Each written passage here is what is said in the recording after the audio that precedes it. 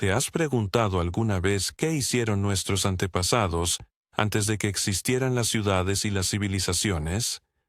¿Cómo vivían los primeros Homo sapiens, como el famoso Homo neanderthalensis, y qué cambios llevaron al surgimiento de las primeras culturas? Hoy, en Conferencias Históricas, te invitamos a sumergirte en un viaje fascinante a través de la prehistoria y el inicio de la civilización. Un relato que abarca cientos de miles de años y que nos ayudará a entender cómo el ser humano pasó de ser un cazador-recolector a un agricultor sedentario. Amigos, no olvidéis suscribiros a mi canal Conferencias Históricas, darle a me gusta y dejar un comentario de 7 palabras. Es necesario para que el canal funcione. Compartid este vídeo con otros si lo consideráis importante. Gracias. La historia de la humanidad, tal como la conocemos, con sus estados, ejércitos, leyes y monumentos arquitectónicos, representa solo una pequeña fracción del vasto tapiz del tiempo. La mayor parte de nuestra existencia se desarrolló mucho antes de la aparición de las primeras ciudades, en un periodo que denominamos prehistoria. Este tiempo abarca etapas cruciales: el Paleolítico, el Mesolítico y el Neolítico. Durante estas épocas se sentaron las bases de habilidades, conocimientos y prácticas sociales que serían esenciales para el surgimiento de las civilizaciones posteriores. El Paleolítico, o la Edad de Piedra Antigua, se extiende desde la aparición de los primeros homínidos hace aproximadamente 2,5 millones de años hasta el final de la última glaciación, alrededor del 10º milenio antes de nuestra era. En este vasto periodo, el Homo sapiens, nuestro ancestro directo, emergió en África hace unos 300,000 años y, a lo largo de milenios, se fue dispersando hacia Asia y Europa. Durante esta época, los humanos vivían en condiciones muy similares a las de los animales. Eran nómadas que cazaban, recolectaban frutos, raíces y huevos, utilizando herramientas de piedra.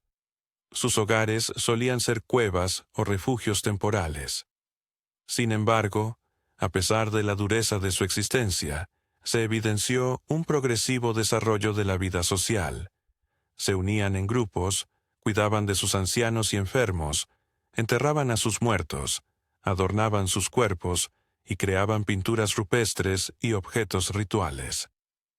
Esto indica que, incluso en ese lejano tiempo, empezaban a formarse los cimientos de la cultura y la conciencia religiosa. Entre las manifestaciones culturales de este periodo, destacan importantes sitios arqueológicos, como los asentamientos de Cro-Magnon en Francia, la célebre cueva de Lascaux, famosa por sus impresionantes pinturas de toros y ciervos, y las esculturas de las llamadas Venus paleolíticas, figuras femeninas con formas exageradas que probablemente simbolizaban la fertilidad. A medida que avanzamos en el tiempo, entre el 12º y el 10º milenio antes de nuestra era, se inicia el Mesolítico, una fase de transición entre el Paleolítico y el Neolítico. Con el calentamiento del clima y el retroceso de los glaciares, aparecen nuevos paisajes: estepas, bosques y pantanos. Los humanos desarrollan herramientas más sofisticadas y diversificadas, como los microlitos, pequeñas hojas de piedra integradas en mangos de hueso y madera.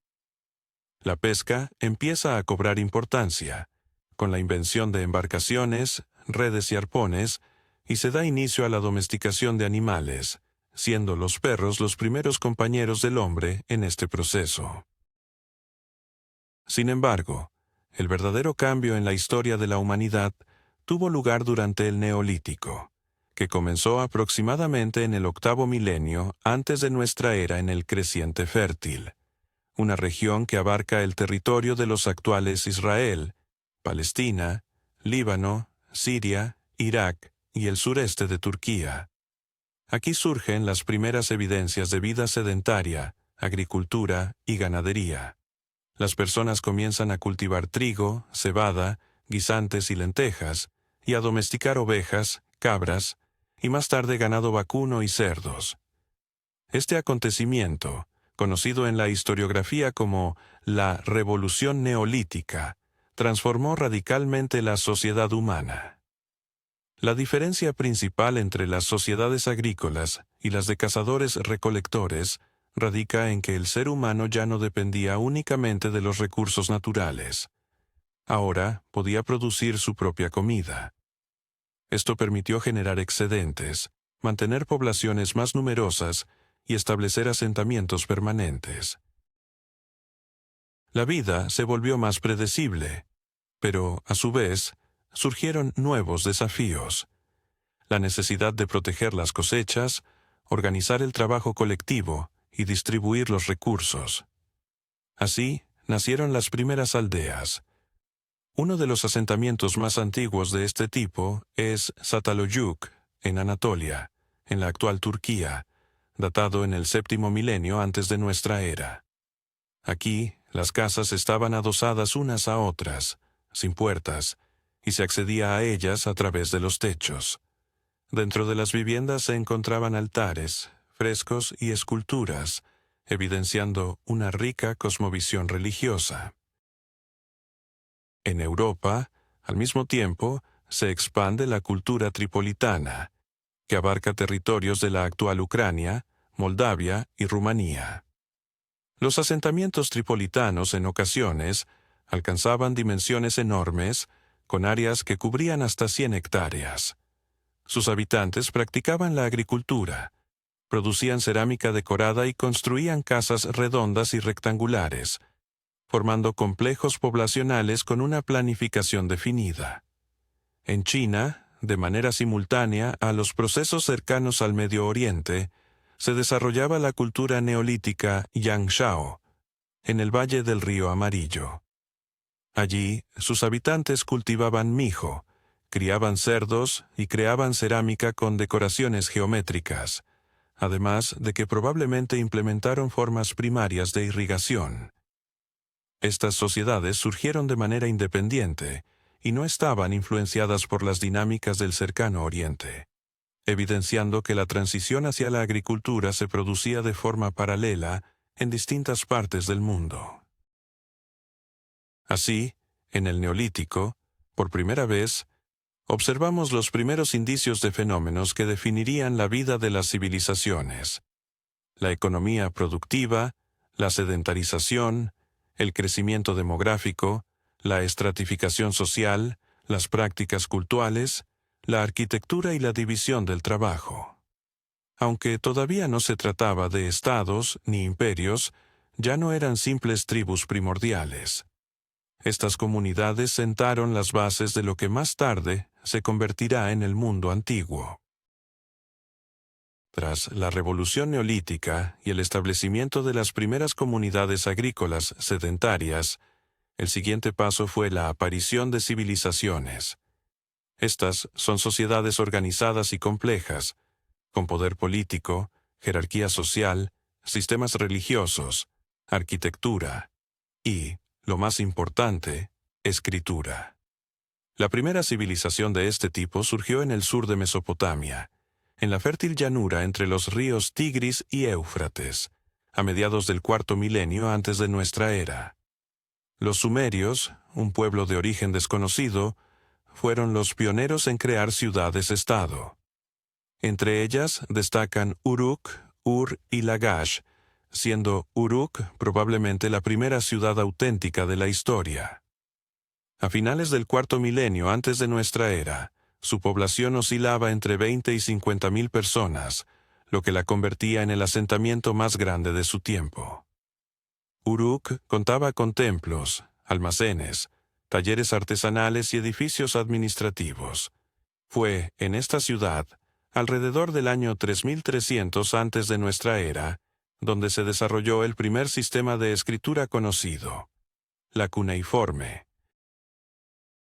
Los primeros signos escritos eran simples pictogramas que representaban mercancías, animales y cantidades, utilizados principalmente para llevar cuentas comerciales, registrar suministros de grano y gestionar las asignaciones de raciones. Con el tiempo, estos signos se volvieron más complejos, evolucionando hacia logogramas y sistemas silábicos. La escritura se grababa en tabletas de arcilla con un estilete de caña. De ahí la forma característicamente en forma de cuña de los signos. La aparición de la escritura marcó un hito en la historia. Por primera vez, la información no solo podía ser transmitida, sino también preservada para las generaciones futuras.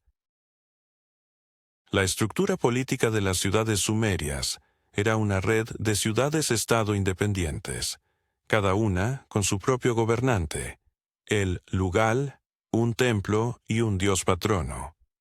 Estas ciudades competían por recursos y poder, y a menudo entraban en conflictos.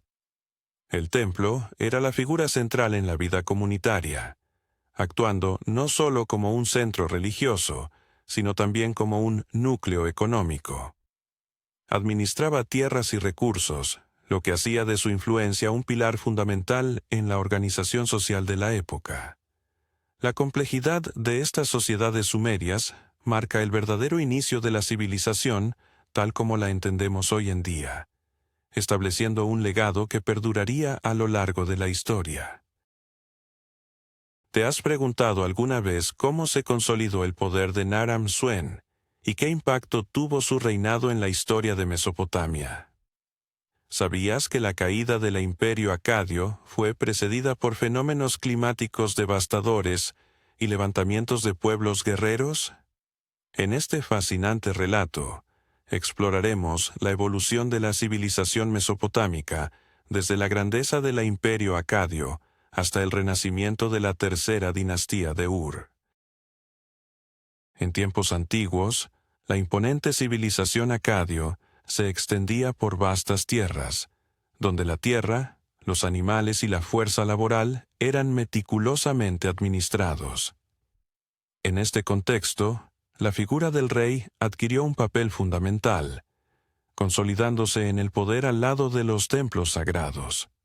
La autoridad real, que creció notablemente especialmente durante periodos de estabilidad, se apoyó en la religión, ya que los monarcas se presentaban como elegidos de las deidades, en particular de la diosa Istar y del dios Nana.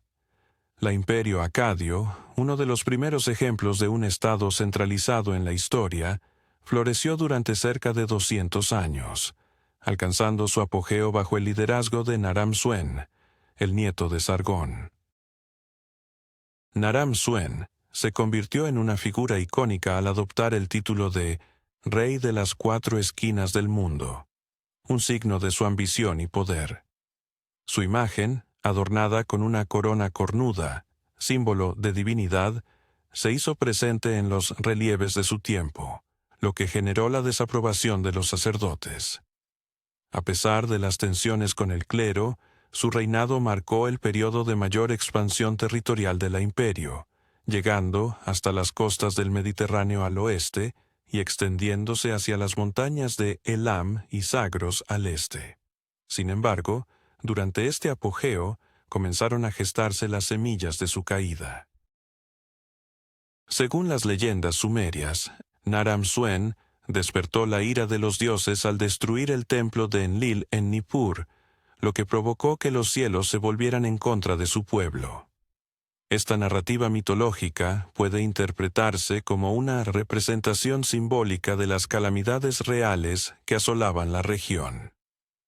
Investigaciones arqueológicas y climáticas contemporáneas indican que durante el siglo XXII antes de nuestra era, Mesopotamia experimentó cambios climáticos drásticos. Las sequías prolongadas y la reducción de los caudales de los ríos llevaron a una caída de los cultivos, provocando hambrunas, migraciones y revueltas. Esta inestabilidad económica y militar debilitó al imperio acadio, cuyo dominio fue desafiado por pueblos montañeses como los gutios, que finalmente asestaron el golpe final. A mediados del siglo XXII antes de nuestra era, la imperio acadio dejó de existir como una entidad unificada, dando paso a pequeños centros de poder, mientras que al sur de Mesopotamia se iniciaba un breve pero vibrante renacimiento, conocido como la tercera dinastía de Ur. El legado del Imperio Acadio perduró a través del tiempo, sentando las bases para la administración centralizada en amplias áreas y estableciendo la noción de una autoridad real universal. El idioma acadio se convirtió en la lengua franca del antiguo Cercano Oriente, utilizado en la diplomacia y la gestión durante siglos después de la caída del imperio. A pesar de su efímera existencia, las instituciones, el idioma y el modelo de gobierno de la Acadio influenciaron a todos los estados posteriores de la región. Después de la desintegración del Imperio Acadio, Mesopotamia no cayó en una decadencia irreversible. Contrariamente, a pesar de la fragmentación política temporal y de los estragos causados por el cambio climático y la invasión de los gutios, hacia el inicio del siglo XXI antes de nuestra era, el sur de Mesopotamia comenzó a revitalizarse. Este periodo, conocido como la tercera dinastía de Ur, se caracterizó por un resurgimiento de los logros culturales de siglos anteriores, buscando restaurar, reorganizar y sintetizar las tradiciones de la civilización sumeria. La tercera dinastía de Ur, que gobernó aproximadamente desde el año 2112 hasta 2004 antes de nuestra era, fue fundada por Ur-Nammu, un monarca destacado que unificó el sur de Mesopotamia y liberó a las tierras del yugo gutio. Ur-Nammu se proclamó rey de Sumer y Acadia, un título que simbolizaba la continuidad respecto a las culturas sumerias y al legado político acadio. Este acto de proclamación reflejó el inicio de lo que los historiadores han denominado el sincretismo cultural sumerio-acadio. En la práctica, esto significó que la administración continuó utilizando el acadio como lengua de gobierno, mientras que el sumerio se mantuvo como idioma de la religión, la literatura y la educación en los templos. Los templos y palacios se adornaban con inscripciones en ambos idiomas, y los escribas eran capacitados en las dos lenguas. Las tradiciones religiosas sumerias fueron reinterpretadas dentro de la ideología imperial, y los principios de centralización acadia se integraron en el sistema administrativo. El gobierno de Ur-Nammu y su sucesor Shulgi se convirtió en una época de grandes construcciones y reorganización social.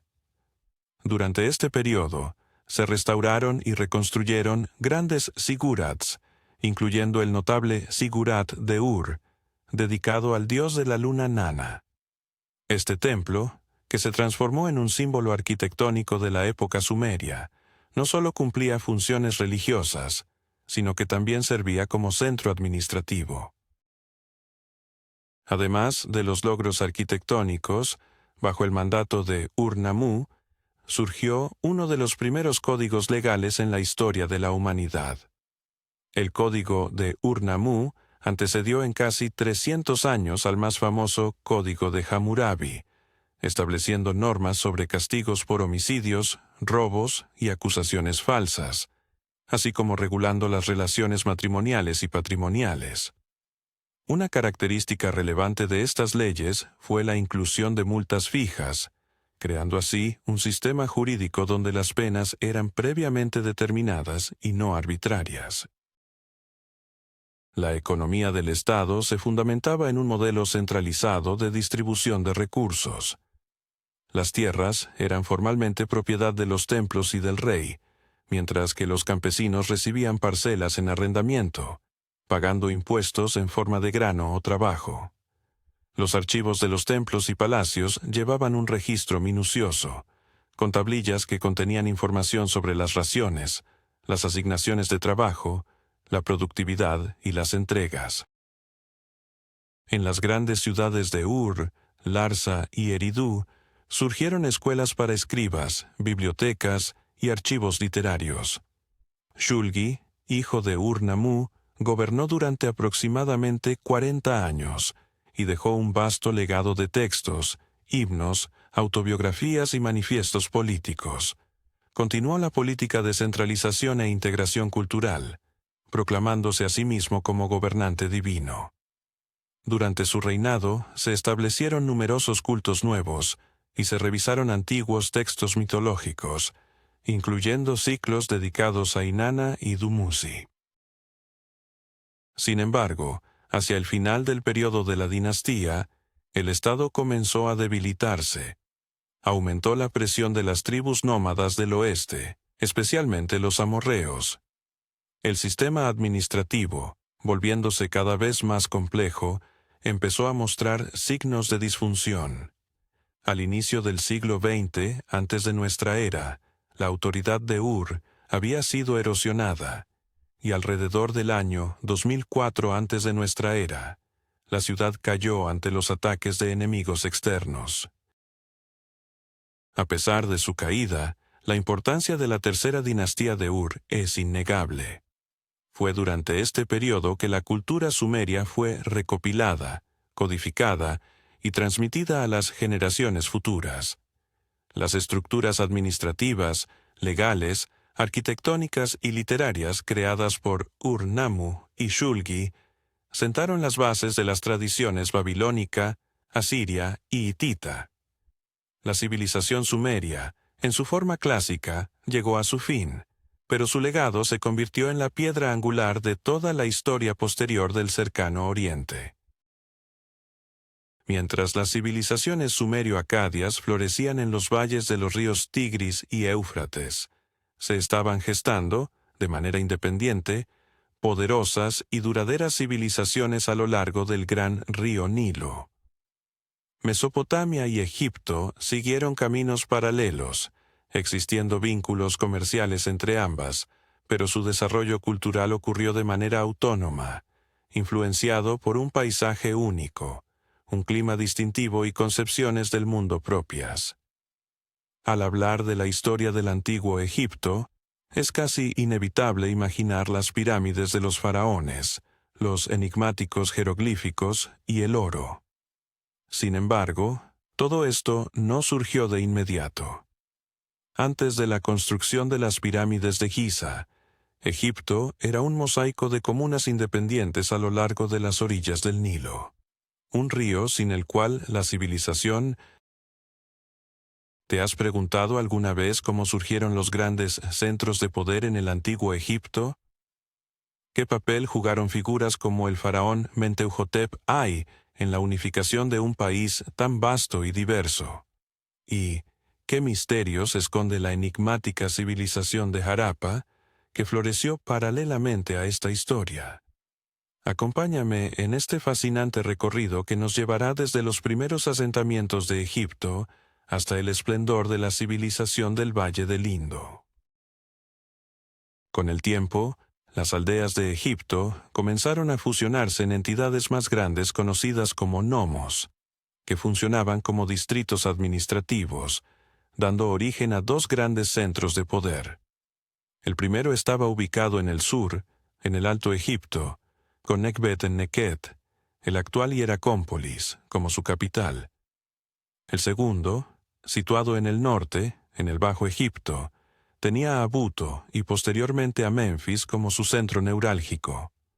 La unificación de estos dos reinos no solo facilitó la logística y la distribución de recursos, sino que también dio lugar a una red de centros de gestión que se extendía por todo el país.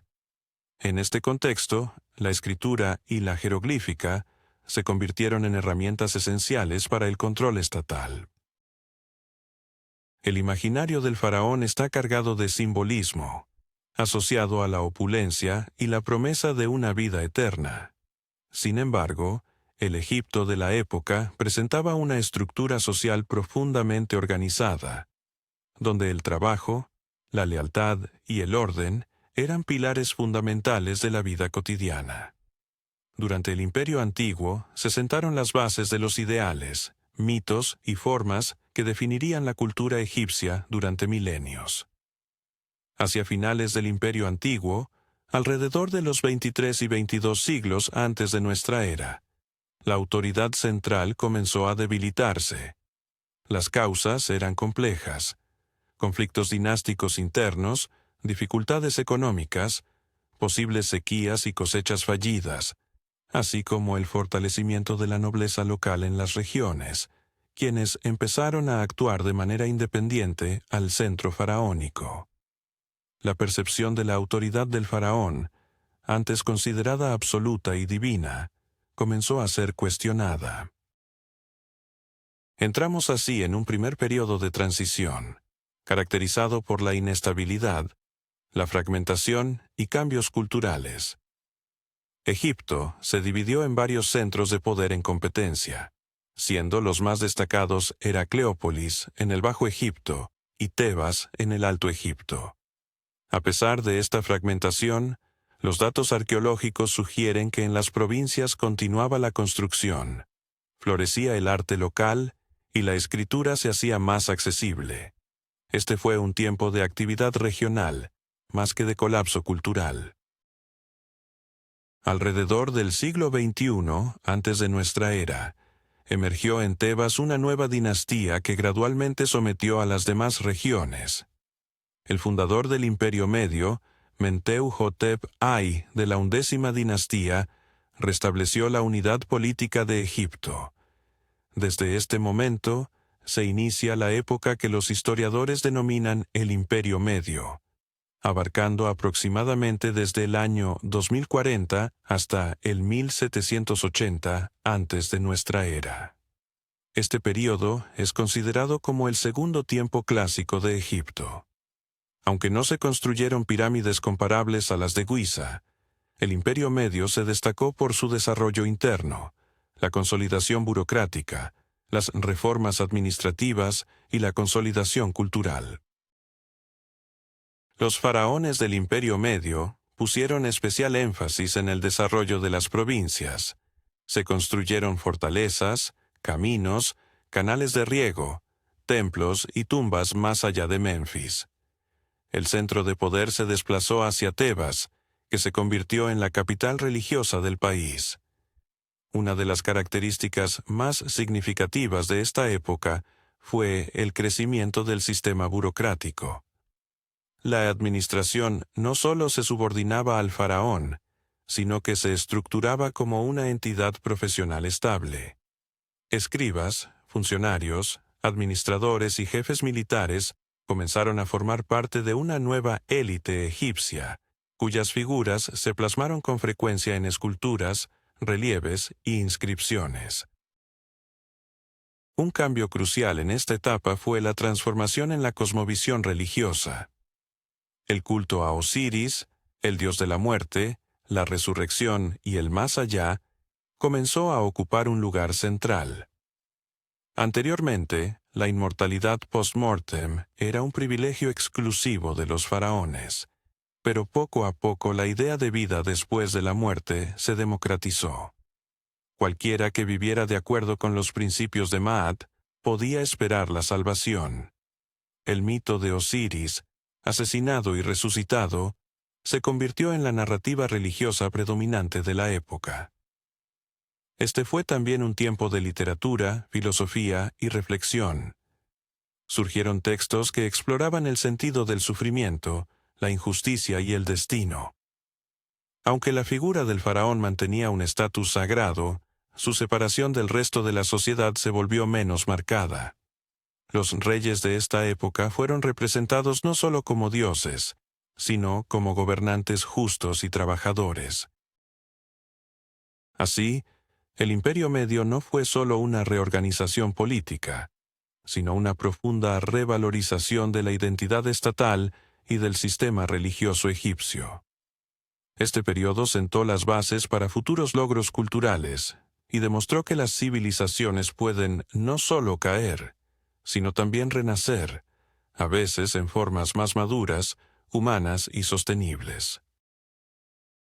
Mientras en el Valle del Nilo emergía un nuevo modelo político y religioso durante el Imperio Medio, en el lejano oeste, más allá de la meseta iraní y a lo largo de otra gran corriente fluvial, el Indo, surgía una de las civilizaciones más enigmáticas del mundo antiguo, conocida como la civilización del Indo o Harapeña, Esta cultura coexistió paralelamente con el antiguo Egipto y Mesopotamia, pero aún hoy en día sigue siendo menos comprendida, en gran parte debido a su escritura no descifrada y la escasez de inscripciones. Sin embargo, su magnitud y nivel de desarrollo son innegables.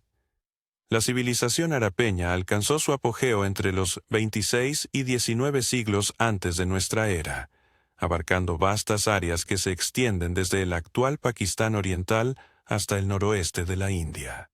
Sus principales y más estudiados centros fueron las ciudades de Harappa y Mohenjo-Daro, ambas situadas en la fértil llanura del Indo, y representando un fenómeno único para su época.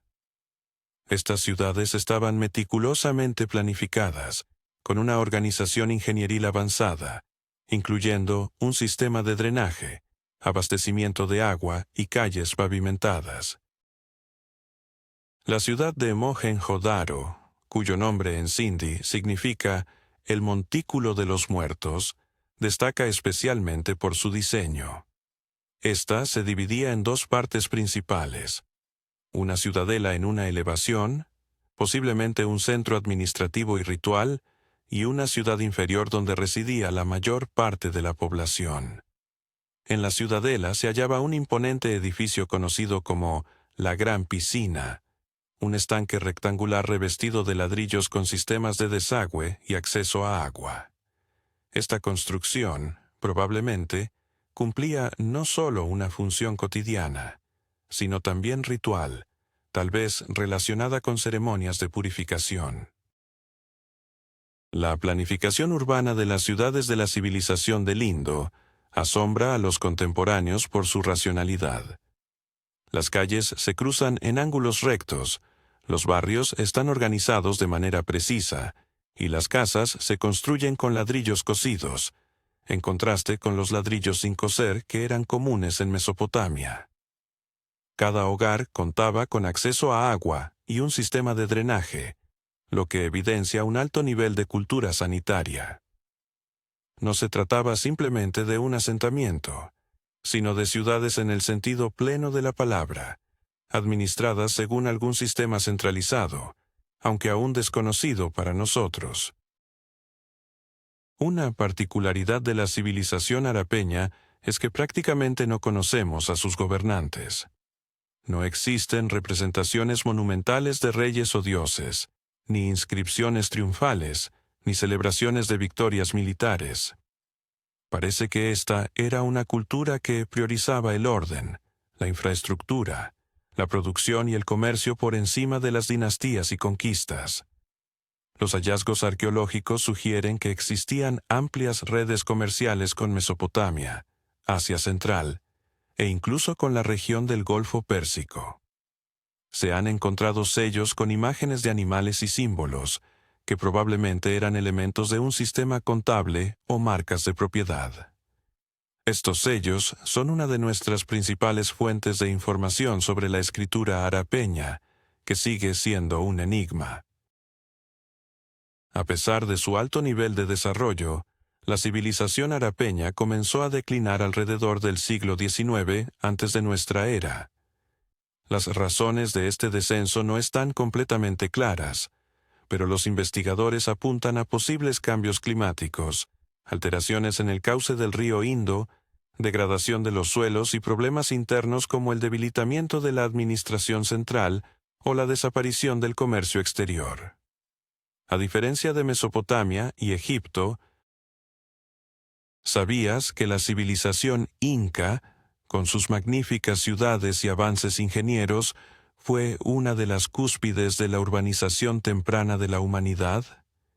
¿Qué misterios ocultan sus lenguas y religiones en el vasto contexto de la historia antigua? Y, más fascinante aún, ¿cómo se conectan las raíces de esta cultura con la antigua civilización china, que emergió en el valle del río Huanghe?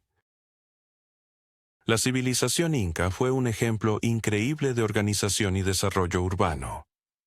A pesar de la fragmentación de su estructura centralizada, los descendientes de esta cultura continuaron habitando las mismas tierras, portando en su interior un legado invaluable. La grandeza de ciudades como Harappa y Mohenjo-Daro nos recuerda que la civilización no se define solamente por templos o monumentos, sino también por las proporciones de sus calles, la arquitectura de sus pozos, y las huellas de una coordinación social que alguna vez unió a miles de personas en un propósito común. Mientras avanzamos en esta fascinante narración, nos trasladamos desde la complejidad de los incas hacia un foco igualmente antiguo y singular de la cultura humana: el Valle del Huanghe, el lugar donde se originan tradiciones que han perdurado a lo largo de los siglos. Nos ubicamos en la antigua China, en una época donde aún no existían imperios formales, pero donde ya se establecían las bases de lo que sería la civilización china: la agricultura, la producción de bronce, los rituales hacia los ancestros y las primeras formas de autoridad centralizada. Durante los períodos en que Mesopotamia, Egipto e India experimentaban altibajos en sus estados primitivos, en el este de Asia, en las fértiles llanuras de los ríos Huanghe y Yangtze, se formaban tradiciones culturales que eventualmente darían origen a una civilización china única. Aunque los documentos escritos de esa época son escasos, la arqueología ha sido capaz de revelar un panorama de la vida de aquellos que estuvieron en los inicios de esta tradición. Una de las culturas más significativas del Neolítico tardío en China fue la cultura Longshan, que floreció aproximadamente entre el tercer y segundo milenio antes de nuestra era en las actuales provincias de Shandong, Henan y Shanxi. Esta sociedad ya contaba con una agricultura bien organizada y hacía uso extensivo de la cerámica, especialmente la conocida como cáscara de huevo, una delicada y fina cerámica negra que destaca por su elegancia y precisión técnica. Los longshanenses cultivaban mijo, criaban cerdos y utilizaban bueyes como fuerza de tiro, además de construir asentamientos fortificados con paredes de adobe y fosos defensivos. Los arqueólogos han descubierto evidencias de diferencias sociales, así como tumbas con objetos preciosos, bronce y jade, lo que sugiere la existencia de capas élites emergentes. La cultura Longshan representa un avance hacia una forma protoestatal, mostrando los primeros indicios de centralización, cultos a los ancestros y rituales que incluían tumbas ceremoniales y sacrificios. En algunos de estos asentamientos se han encontrado los primeros indicios de escritura, con pictogramas grabados en huesos o cerámica. Aunque estas marcas no constituían un sistema de escritura completo, ya indicaban un esfuerzo por registrar información y símbolos sagrados. Se especula que de Longshan podría derivarse la legendaria dinastía Xia, considerada la primera dinastía en la historiografía china tradicional. Las menciones a esta dinastía se encuentran en crónicas posteriores como el Shujing y los Anales de Bambú. Sin embargo, la historicidad de la dinastía Xia es un tema de debate entre los investigadores. Hay escasas evidencias arqueológicas que confirmen su existencia, y podría ser más bien un recuerdo idealizado de las formas tempranas de gobierno. No obstante, los hallazgos en Erlitou, que datan del umbral de los 3 y 2 milenios antes de nuestra era, sugieren la existencia de una sociedad centralizada primitiva, capaz de construir complejos palaciegos, crear vasijas de bronce y gestionar recursos laborales. Erlitou a menudo se asocia con la dinastía Xia, no solo por la cronología, sino también por la naturaleza de los hallazgos. En este lugar se ha documentado una planificación urbana clara, restos de palacios, artefactos de bronce y tumbas con jade, todos los cuales indican la existencia de una sociedad compleja, con jerarquías emergentes, rituales y, posiblemente, los primeros elementos de poder centralizado. Por lo tanto, aunque la dinastía Xia no puede considerarse confirmada arqueológicamente en su totalidad, la idea de un temprano estado centralizado en China hacia el final del segundo milenio, antes de nuestra era, ya no genera dudas.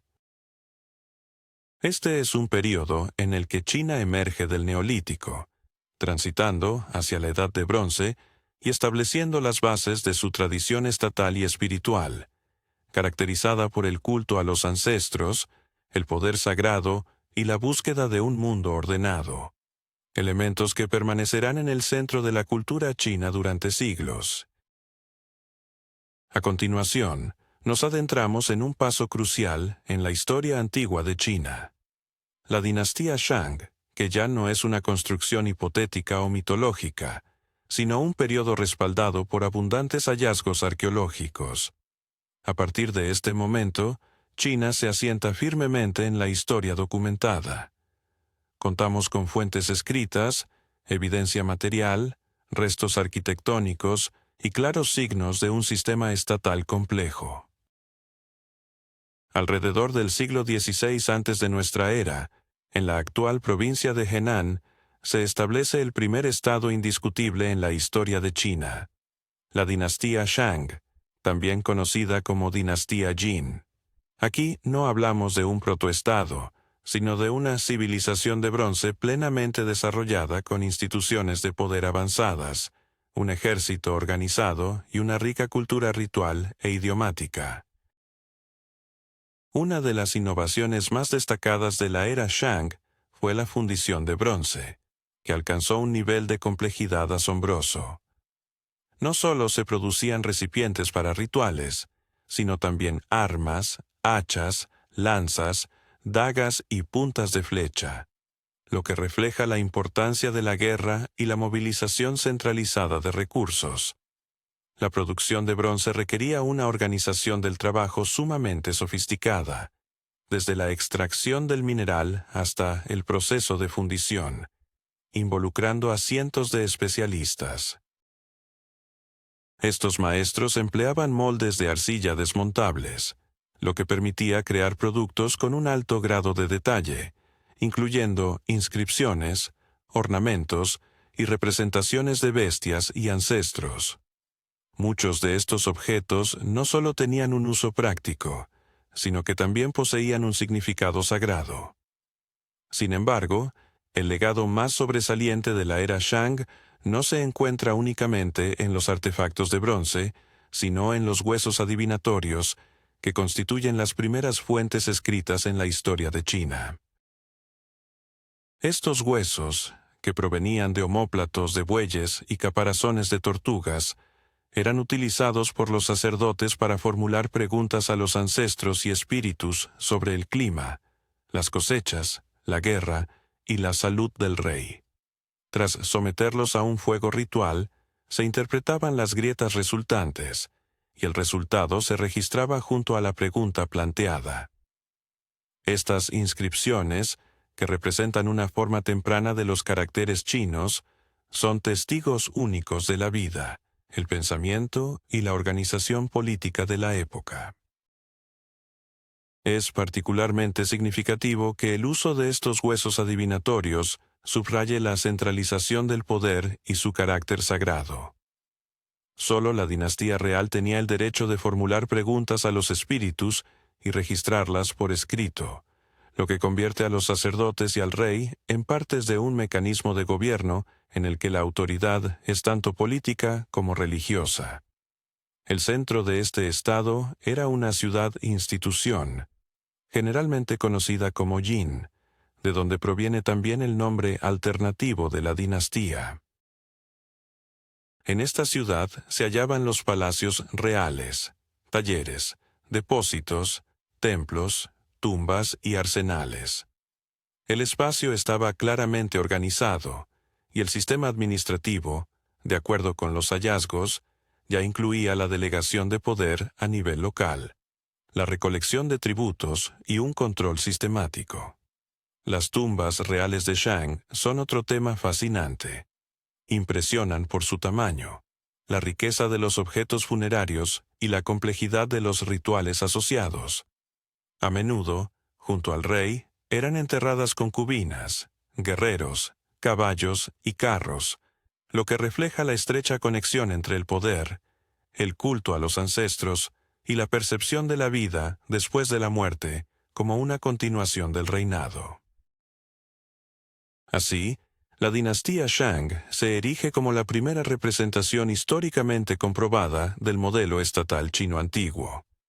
Un estado centralizado, sacralizado, ritual y burocrático. Aquí se entrelazan la metalurgia y la magia, los caracteres y el poder, la ofrenda y la escritura. Aunque los hallazgos continúan revelando secretos sobre esta fascinante civilización, uno es el mensaje claro. La historia de la... ¿Alguna vez te has preguntado cómo se forjaron las primeras civilizaciones en el antiguo Oriente Próximo? ¿Qué papel jugaron figuras como los asirios o los faraones en el desarrollo de culturas que aún hoy nos fascinan? En este viaje a través de la historia, exploraremos la influencia de civilizaciones como la de Babilonia, Asiria, Mitanni, el reino hitita y el antiguo Egipto durante la era del bronce. La civilización Shang, que dejó una profunda huella en la historia de China, desapareció hacia el siglo XI antes de nuestra era. Su estructura, idioma, ideología y rituales sentaron las bases para el desarrollo de la historia china posterior. Mientras tanto, el mundo se encontraba en un esplendoroso bronce, un periodo que se extendió aproximadamente desde el año 2000 hasta 1200 antes de nuestra era. Este fue un tiempo de interacciones intensas entre los pueblos del antiguo Oriente Próximo, donde comenzaron a formarse los primeros estados poderosos. En este contexto surge Babilonia, un gran centro urbano que se ubicaba en la fértil llanura entre los ríos Tigris y Éufrates, en la región que hoy conocemos como Mesopotamia. En estos tiempos, la guerra se convirtió en un elemento central de la cultura asiria. A medida que la civilización asiria evolucionaba, se comenzaron a perfilar las características que más tarde definirían a su imperio. Disciplina, un gobierno centralizado, un ejército poderoso y un sistema tributario eficaz. En sus inicios, Asiria no era una gran potencia. Más bien, era una ciudad-estado comercial que mantenía relaciones activas con sus vecinos. El comercio era esencial en su desarrollo, y los comerciantes asirios viajaban cientos de kilómetros, especialmente hacia la región de Anatolia, en la actual Turquía, donde establecieron colonias comerciales. Un ejemplo destacado de estas colonias fue Qanesh, un centro comercial crucial donde los arqueólogos han encontrado numerosas tablillas de escritura cuneiforme que documentan acuerdos comerciales, contratos de sociedad y disputas judiciales entre los mercaderes asirios. Con el tiempo, mientras fortalecían sus posiciones, los asirios comenzaron a implementar una política exterior más agresiva. Ya en el siglo XVIII antes de nuestra era, los reyes asirios se embarcaron en guerras contra tribus y ciudades vecinas, expandiendo su territorio e influencia. En ese mismo periodo, se estableció el culto al rey, quien no solo era visto como un líder político, sino como una figura divina inspirada, un aspecto que jugaría un rol crucial en la ideología del imperio en el futuro. Así, Asiria se presenta como un estado que surgió a partir del comercio, la disciplina y la lucha por la supervivencia. En sus entrañas se gestaba un sistema que eventualmente daría al mundo una de las más organizadas y temibles máquinas de guerra del mundo antiguo. Aunque Asiria aún no había alcanzado su apogeo, durante esta etapa temprana se cimentaban las bases de su futuro esplendor. Al continuar nuestro relato sobre la Edad del Bronce en el antiguo Oriente Próximo, después de la aparición y el fortalecimiento de potencias como Babilonia y Asiria, es fundamental dirigir nuestra atención hacia otros estados igualmente significativos que jugaron roles claves en la política internacional, el comercio y el intercambio cultural de esa época. Entre ellos destacan Mitanni, el reino hitita y Elam, tres potencias cuya historia está intrínsecamente ligada a los destinos de los pueblos y estados vecinos. Mitanni emergió a mediados del segundo milenio, antes de nuestra era, en el territorio de la Mesopotamia del norte y el sureste de Anatolia, en un área que hoy abarca el norte de Siria y el sur de Turquía. Este estado se formó tras la caída del antiguo imperio babilónico y, durante un tiempo, se convirtió en una de las principales potencias de la región. Los mitanios eran un pueblo indoeuropeo, presumiblemente relacionado con los hurritas, y se destacaron por su poder militar, especialmente en el ámbito de la caballería. Sus ligeras carrozas, tiradas por 2 caballos y equipadas con arqueros, representaron una verdadera revolución en la guerra. Compitieron con Egipto y el reino hitita por la influencia en Siria y Palestina. Lo que resulta particularmente interesante es que Mitanni jugó un papel esencial en la diplomacia de la época, tal como lo evidencian las cartas encontradas en el archivo de Amarna, donde los faraones mantenían correspondencia con los gobernantes de otras potencias. En estas cartas, los reyes de Mitanni llevaban a cabo delicadas negociaciones, incluyendo matrimonios con princesas egipcias, y participando activamente en la política internacional. El reino hitita, por su parte, se estableció en la Anatolia central, en lo que hoy conocemos como Turquía, aproximadamente a comienzos del segundo milenio antes de nuestra era. Esta fue la primera nación en utilizar y sistematizar el hierro, aunque en el contexto de la Edad del Bronce, eran renombrados principalmente por su armamento de bronce y su ejército bien organizado. La capital de los hititas era la ciudad de Hattusa, fortificada con poderosos muros y adornada con templos y palacios. Los hititas llevaron a cabo una política exterior activa, especialmente durante el periodo de su imperio nuevo, cuando se involucraron en una feroz lucha con Egipto por el control de rutas comerciales clave y las regiones sirio-palestinas. Uno de los eventos más notorios de esta época fue la batalla de Kadesh, que enfrentó al rey hitita Muwatalli y al faraón egipcio Ramsés II. Este enfrentamiento culminó en uno de los primeros tratados de paz internacionales de la historia, conocido como el Tratado de Kadesh. Por otro lado, Elam, al este de Mitanni y los hititas, se ubicaba en el suroeste de Irán moderno. Este estado tiene raíces que se remontan al tercer milenio antes de nuestra era, y mantuvo interacciones activas con los sumerios, acadios y babilonios.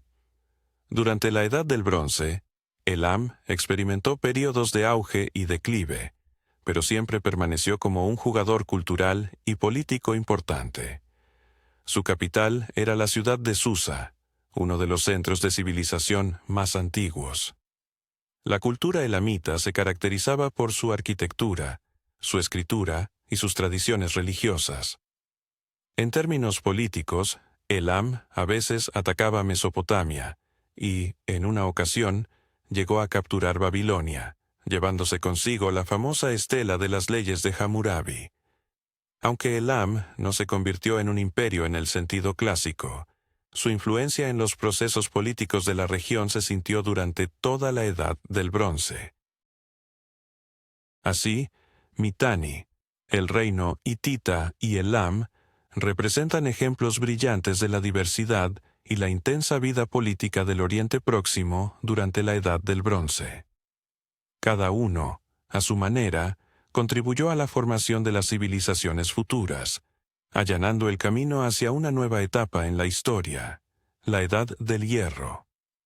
Siguiendo con nuestra exploración de las civilizaciones de la Edad del Bronce en el antiguo Oriente Próximo. Después de conocer a las poderosas potencias de Mesopotamia, Anatolia e Irán, nos dirigimos a una de las culturas más vibrantes e influyentes de la época, el antiguo Egipto del periodo del Imperio Nuevo. Fue, en este periodo, entre 1550 y 1070 años antes de nuestra era, cuando Egipto alcanzó la cúspide de su poder político, militar y cultural, convirtiéndose en la potencia líder del Mediterráneo oriental. El Imperio Nuevo se inicia con la expulsión de los Hicsos, pueblos semíticos occidentales que habían ocupado parte de Egipto durante el segundo periodo intermedio. La victoria sobre ellos fue lograda por el faraón Ahmose-Priumai de la dinastía de Tebas, quien fundó la 18 dinastía y restauró la unidad nacional. A partir de este momento, Egipto entró en una era de expansión activa, reformas y esplendor. Uno de los más grandes gobernantes de la 18 dinastía fue Tutmosis III, quien gobernó a mediados del siglo XV antes de nuestra era. Tras un largo periodo de regencia de su madrastra, Hatshepsut, se convirtió en el gobernante absoluto y llevó a cabo no menos de 17 campañas militares en el Levante. En la célebre batalla de Megido, logró una victoria decisiva sobre una coalición de príncipes cananeos, estableciendo así el control egipcio sobre territorios que llegaban hasta el río Éufrates. Durante el reinado de Tutmosis III, Egipto alcanzó su máxima expansión territorial en toda su historia. Un siguiente capítulo importante en la historia del Imperio Nuevo está ligado a la figura de Akenatón, anteriormente conocido como Amenhotep IV, quien gobernó a mediados del siglo XIV antes de nuestra era. Se le recuerda como un reformador y el primer faraón que intentó establecer el monoteísmo, promoviendo el culto al dios solar Atón. Akenatón trasladó la capital a una nueva ciudad que él mismo fundó, llamada Ajetatón, la actual. ¿Te has preguntado cómo el arte de la antigua Egipto pasó de la idealización a la representación realista de la vida familiar? ¿Qué impacto tuvieron los faraones como Tutankamón y Ramsés II en la historia de Egipto? ¿Cómo la cultura minoica influyó en el desarrollo futuro de la civilización griega? En este fascinante recorrido por la historia, exploraremos el esplendor del Egipto antiguo y el enigmático mundo de los minoicos, así como el auge y la caída de las civilizaciones del Egeo. Durante una época de grandes cambios en el arte, surgió un nuevo estilo que rompía con la tradición de los cánones idealizados. Se comenzaron a plasmar escenas realistas de la vida familiar, como la conmovedora representación del faraón con su esposa Nefertiti y sus hijos, además de los poderosos simbolismos del disco solar. Sin embargo, tras la muerte de Akenatón, las reformas religiosas que él promovió fueron rechazadas y se restauraron las antiguas creencias. Subió al trono un joven faraón, Tutankamón, quien reinó brevemente entre aproximadamente 1330 y 1321 años antes de Cristo. En su corto mandato, Tutankamón desmanteló el culto a Atón y devolvió el poder a los sacerdotes de Amón. Aunque no se destacó por reformas significativas, su fama mundial se consolidó cuando el arqueólogo Howard Carter descubrió su casi intacta tumba en 1922. Esta asombrosa hallazgo proporcionó al mundo valiosos conocimientos sobre la cultura, el arte y la vida cotidiana de la nobleza egipcia de su tiempo. En el contexto del antiguo Egipto, la figura de Ramsés II se erige como un verdadero emblema de grandeza. En contraste con los minoicos, quienes desarrollaron un sistema de gestión palaciega centralizado, la economía egipcia se sustentaba en la agricultura, el comercio marítimo y la artesanía. Los barcos minoicos navegaban por las aguas del este del Mediterráneo, estableciendo conexiones con Egipto, el Levante, Chipre y las costas de Asia Menor. Curiosamente, la cultura minoica parece haberse caracterizado por la ausencia de conflictos bélicos a gran escala. En Creta, no se han encontrado murallas fortificadas, y las armas son poco comunes en los hallazgos arqueológicos, lo que sugiere un carácter pacífico en esta civilización. La religión de los minoicos estaba ligada al culto de una gran diosa y al sacerdocio femenino. con símbolos como el toro y el hacha doble, conocida como la bris. Muchos investigadores creen que es en este contexto donde nacieron los mitos que más tarde se transformarían en las leyendas griegas sobre el laberinto, el Minotauro y el rey Minos. La escritura de los minoicos se representa a través de la escritura lineal A, que aún permanece sin descifrar. Este sistema se utilizaba para llevar registros económicos y cultuales. Sin embargo, alrededor de la mitad del siglo XV a.C., Creta sufrió una catástrofe. Los palacios fueron destruidos y muchos asentamientos se incendiaron. Según una de las teorías, esto se debió a una poderosa erupción volcánica en la isla de Thera, hoy conocida como Santorini, que provocó un tsunami y trajo consigo graves consecuencias climáticas. Aunque Creta no fue completamente abandonada, la cultura minoica comenzó a perder su autonomía, y sus palacios se reconstruyeron bajo la influencia de los cananeos que llegaron desde el continente. En la Grecia continental, a partir de la mitad del siglo XVI a.C., se forjó la civilización micénica, también conocida como la cultura aquea. Esta recibió su nombre de Micenas, uno de los centros más poderosos de esa época, junto a Tirinto, Pilos, Atenas y Tebas. A diferencia de los minoicos, los micénicos eran un pueblo guerrero. Sus palacios se construían como fortalezas, rodeados por muros reforzados de enormes bloques de piedra, una técnica conocida como mampostería ciclópea, que rodeaba las ciudades, los palacios, los almacenes y talleres. Las puertas de los leones en Micenas se convirtieron en un símbolo de la monumentalidad arquitectónica de la época. Los micénicos adoptaron de los minoicos la organización palaciega y su escritura, pero la adaptaron a su propio idioma. La escritura lineal B, que fue creada alrededor del siglo XIV a.C., se utilizaba para llevar la documentación económica. Este sistema representó una de las primeras formas del idioma griego, y su desciframiento en el siglo XX por Michael Ventris en 1952 fue un hito científico. Las tablillas de Pilos, Micenas y otros centros contenían datos sobre la distribución de productos, censos de personas y ganado, así como suministros de metales y textiles. La sociedad micénica era jerárquica, con un guanax, el rey, en la cima, quien poseía tanto poder militar como administrativo. Bajo su mando estaban los guerreros, los terratenientes, los artesanos y los sacerdotes. La religión de los micénicos conservaba elementos que más tarde se integrarían en el panteón griego. De hecho, ya en las inscripciones de la escritura lineal B se encuentran nombres de dioses como Zeus, Hera, Poseidón y Atenea. El siglo XIII a.C. fue una época dorada para el mundo micénico, cuyo impacto se extendió a las islas del mar Egeo, Creta, las regiones costeras de Asia Menor y Chipre. Los arqueólogos han encontrado evidencias de comercio con Egipto y el Levante, así como de una presencia militar en algunas áreas. Muchos estudiosos sitúan la legendaria Guerra de Troya en este periodo, un conflicto que más tarde sería reflejado en las epopeyas homéricas de la Ilíada y la Odisea. Sin embargo, alrededor del siglo XII a.C., comenzó un marcado declive.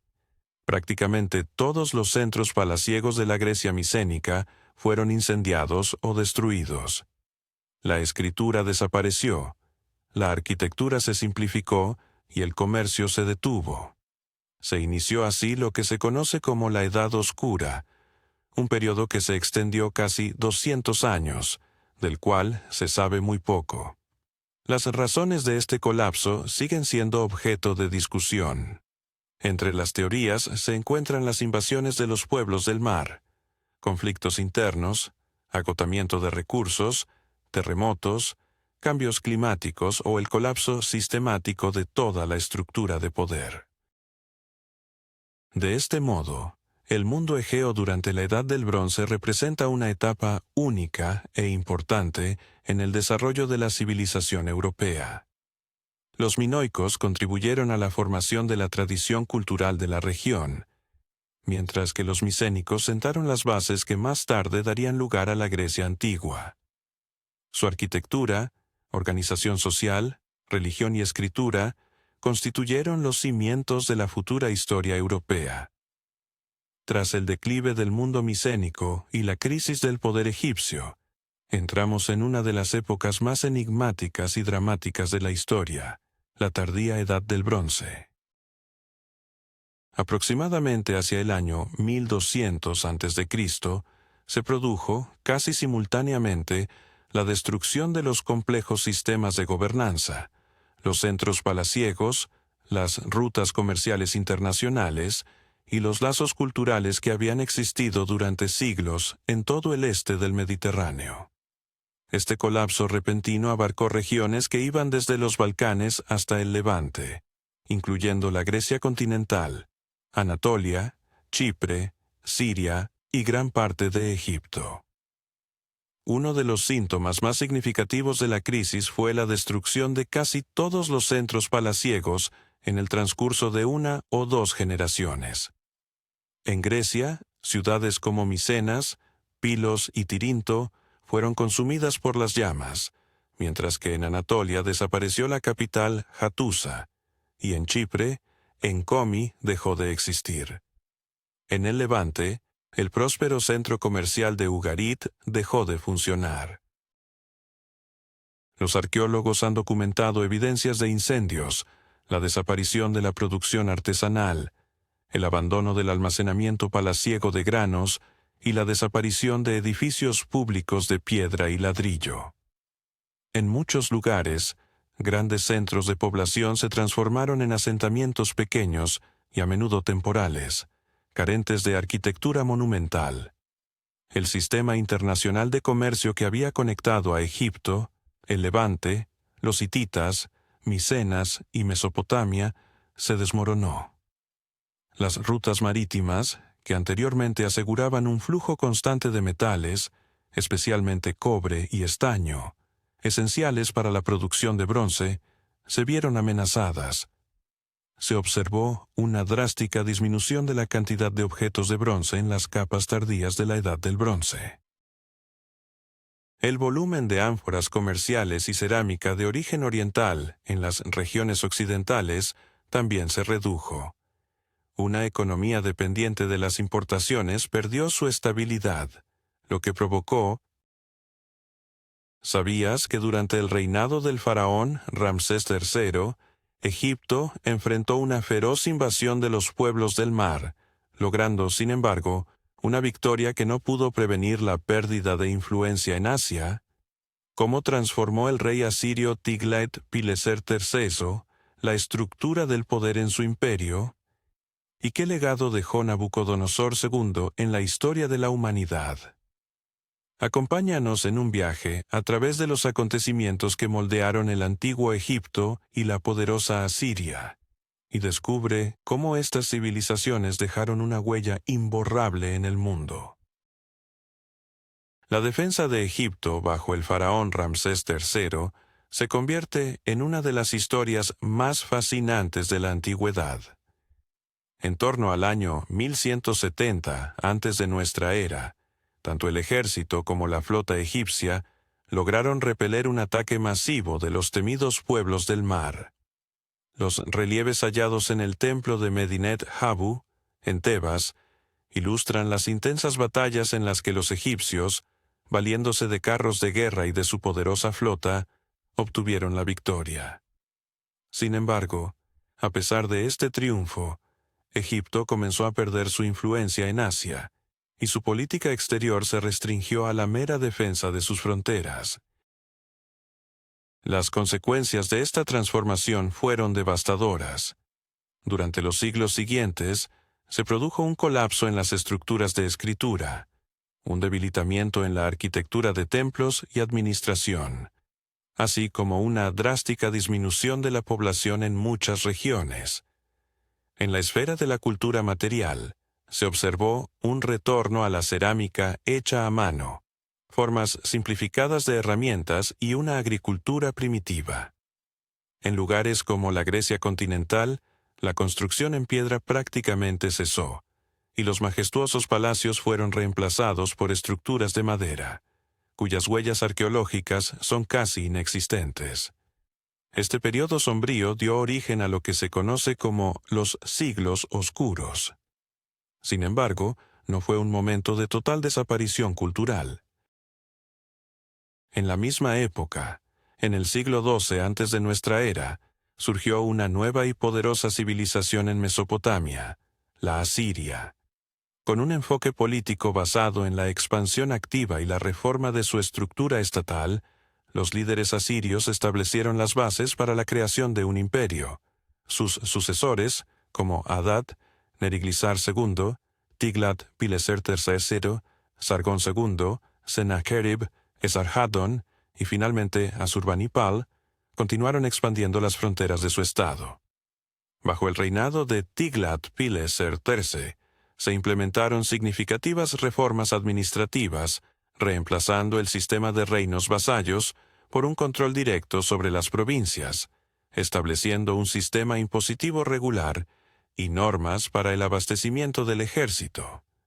Durante este periodo, también se llevaron a cabo desplazamientos sistemáticos de pueblos conquistados, lo que no solo consolidó el poder asirio, sino que facilitó la asimilación cultural.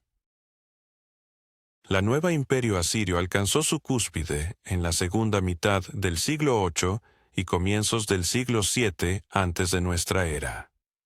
Los asirios lograron conquistar vastos territorios que se extendían desde la cordillera de los Zagros hasta el Golfo Pérsico, abarcando áreas que iban desde el Cáucaso hasta el Mediterráneo oriental. No solo Ashur, la antigua capital, se convirtió en un centro estratégico, sino que Nínive, la nueva capital, fue sometida a una enorme reconstrucción que la transformó en una de las ciudades más grandes del mundo antiguo. Bajo el reinado de Sennacherib y luego de Esarhaddon, Nínive se consolidó como el centro político, cultural y económico del imperio, como lo atestiguan los numerosos relieves, inscripciones y otros monumentos del arte asirio. El periodo de Asurbanipal, rey del siglo VII antes de nuestra era, marcó el apogeo de la cultura y administración asiria. En su poder, Asurbanipal poseía una famosa biblioteca en Nínive, que albergaba decenas de miles de tablillas de arcilla con textos en acadio, sumerio y otras lenguas. Esta biblioteca es un invaluable recurso de conocimiento sobre la religión, mitología, historia, normas legales y observaciones científicas de la antigua Mesopotamia. Excavaciones arqueológicas realizadas en el siglo XIX permitieron a los investigadores reconstruir muchos aspectos de la cultura y la organización estatal asiria. La formidable potencia militar de los asirios durante este periodo se caracterizaba por una estricta disciplina, innovadoras máquinas de asedio, el uso de carros de guerra, una infantería bien organizada y, posteriormente, caballería. El sistema de reasentamiento masivo impulsado por los gobernantes asirios no solo ayudó a prevenir rebeliones, sino que también integró los territorios conquistados en un sistema administrativo cohesivo. Esta política contribuyó a la estabilidad a largo plazo del imperio, a pesar de los frecuentes conflictos con elementos rebeldes y enemigos externos. Sin embargo, hacia el final del siglo VII antes de nuestra era, el imperio asirio comenzó a experimentar serias presiones. Las divisiones internas, las largas guerras y constantes campañas militares debilitaron los recursos del Estado. Las fuerzas externas, como los medos y los babilonios, se unieron para asestar un golpe devastador. En el año 612 antes de nuestra era, Nínive fue capturada y destruida, y en 609 cayó el último bastión de los asirios. Estos eventos marcaron el final de uno de los primeros ejemplos de un imperio centralizado poderoso, dejando un rico legado en la administración estatal, tácticas militares, arquitectura y cultura. El legado asirio continuó influyendo en civilizaciones posteriores. Los modelos administrativos asirios, las tecnologías militares y las tradiciones artísticas se reflejaron en los imperios babilónico, aqueménida y romano. Los asirios fueron pioneros en demostrar cómo la sistematización del poder, la integración de diversos pueblos mediante reasentamientos masivos y una gestión eficaz de los territorios conquistados podían servir como base para la creación de un imperio capaz de gobernar un espacio multinacional durante siglos. Tras la caída del imperio asirio, se formó un nuevo orden geopolítico en el Medio Oriente. La Mesopotamia central, que había sido una de las provincias asirias, se convirtió en el centro de una lucha entre varios pretendientes al legado del fallido Estado. En este contexto, surgió el nuevo reino babilónico, conocido también como el Imperio Caldeo, que existió desde 626 hasta 539 antes de nuestra era. Su fundador, Nabopolassar, líder de origen caldeo, fue uno de los principales responsables de la revuelta contra Asiria en el sur de Mesopotamia. Su levantamiento comenzó alrededor del año 626 y rápidamente obtuvo el apoyo de los medos, especialmente de su rey Ciaxares. A raíz de las campañas militares conjuntas, la capital asiria, Nínive, fue tomada y destruida en el año 612 antes de nuestra era. El último foco de resistencia, la ciudad de Harrán, cayó en 609, marcando así el fin de la historia del imperio asirio y el surgimiento del nuevo reino babilónico. El reinado del hijo de Nabopolassar, Nabucodonosor II, representó el punto culminante del desarrollo del nuevo estado. Ascendió al trono en 605 antes de nuestra era, después de haber comandado exitosamente las fuerzas en la decisiva batalla de Carquemis, donde los babilonios derrotaron a los egipcios y a los restos del ejército asirio. Esta victoria aseguró al reino babilónico el control sobre toda Siria y Palestina, desplazando a Egipto de la arena del Medio Oriente. Nabucodonosor II gobernó durante casi 43 años, y durante su mandato llevó a cabo una serie de ambiciosas campañas militares. En 697, sitió y tomó Jerusalén, donde el rey Joacim fue capturado y llevado a Babilonia junto con una parte de la población. Tras un nuevo levantamiento en Judea en 686, finalmente destruyó Jerusalén y el primer templo, deportando a decenas de miles de judíos. Este periodo es conocido en la historia judía como el cautiverio babilónico, que tuvo un profundo impacto en la conciencia religiosa y cultural del pueblo hebreo. Además de sus éxitos militares, Nabucodonosor se destacó como un gran constructor y patrocinador de la ciencia. Su reinado fue testigo de la grandiosa construcción en Babilonia. La ciudad fue rodeada por dobles murallas fortificadas, con torres y puertas. Uno de los monumentos más famosos fue la Puerta de Ishtar, revestida con ladrillos vidriados de color azul, adornada con relieves de leones, toros y dragones. La ciudad estaba embellecida con canales, puentes, templos y enormes complejos palaciegos. Según las fuentes antiguas, ¿Sabías que la tradición de observar los cielos y registrar los movimientos de los planetas tuvo su origen en los antiguos templos? ¿Qué papel jugaron figuras como Nabonido y Darío I en la historia de Babilonia y Persia? ¿Cómo se conectan los destinos de los fenicios y los antiguos israelitas en la vasta historia del Medio Oriente? Exploremos juntos estos fascinantes episodios que dieron forma a nuestra civilización. La tradición de la observación astronómica fue profundamente arraigada en los templos de la antigua Mesopotamia, donde los sacerdotes dedicaban su tiempo a seguir el movimiento de los cuerpos celestes y a registrar fenómenos como los eclipses. Este empeño no solo permitió la creación de tablas astronómicas, sino que sentó las bases para los calendarios que más tarde serían adoptados por la ciencia helenística y el Islam. A medida que avanzaban en sus estudios, también se desarrollaba la matemática, particularmente en áreas como la geometría y la medición de tierras. Aunque las normas legales que databan del célebre Código de Hammurabi continuaban en vigor, estas se adaptaron a las nuevas realidades políticas que surgían en la región. Tras la muerte de Nabucodonosor II en 562 años antes de nuestra era, Babilonia comenzó a experimentar un lento pero inevitable declive. Sus sucesores carecían de la carisma y la habilidad política que habían caracterizado al gran rey.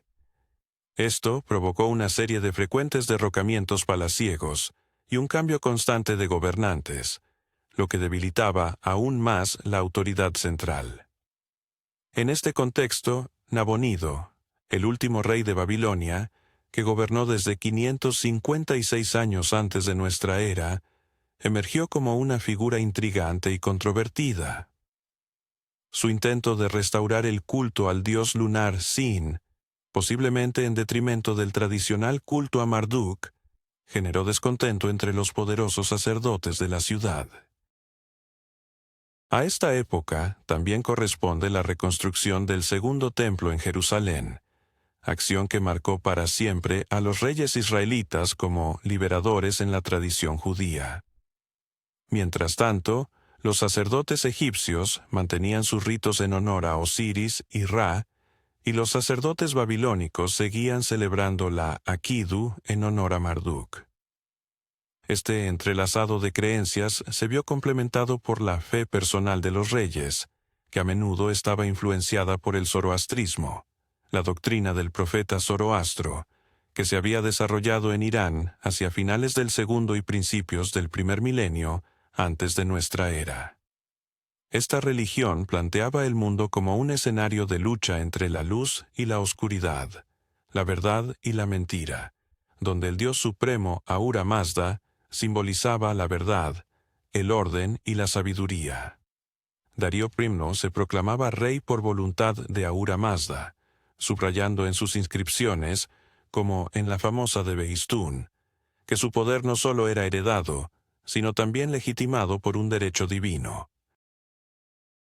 La cultura del imperio aqueménida fue el resultado de una fusión de tradiciones persas, medas, babilónicas, elamitas, egipcias, griegas y de otros pueblos. Esta diversidad se reflejaba en la arquitectura de las grandes capitales, como Pasargada, Ecbatana, Susa y, sobre todo, Persépolis. Este último, un majestuoso complejo palaciego que comenzó a construirse bajo el mandato de Darío, se convirtió en un símbolo del esplendor del imperio. Los salones con columnas que alcanzaban más de 20 metros de altura, junto con una escalera de múltiples niveles adornada con relieves que representaban a delegaciones de naciones del imperio, desde los escitas hasta los etíopes, y desde los indios hasta los lidios, traían tributos al rey. Sin embargo, la magnitud de tal imperio no lo eximió de enfrentamientos con fuerzas externas. Al oeste, las ciudades-estado griegas de Asia Menor, que una vez formaron parte de Lidia, se convirtieron en una amenaza. En el año 500 antes de nuestra era, comenzó la revuelta jónica, una serie de levantamientos de los griegos contra la administración persa. Después de reprimir esta revuelta, Darío I decidió castigar a la Grecia continental, que había apoyado a los rebeldes. En el año 490 antes de nuestra era, las tropas persas desembarcaron en Maratón, solo para sufrir una derrota a manos de los atenienses. 10 años más tarde, bajo el reinado de Jerjes I, Persia emprendió una segunda invasión. con un ejército que variaba entre 100.000 y 200.000 soldados, cruzaron el Helesponto, pero tras la heroica defensa de los griegos en las Termópilas y la batalla naval en Salamina, la campaña resultó en un descalabro. Los persas se vieron obligados a retirarse, y su expansión hacia Grecia se detuvo.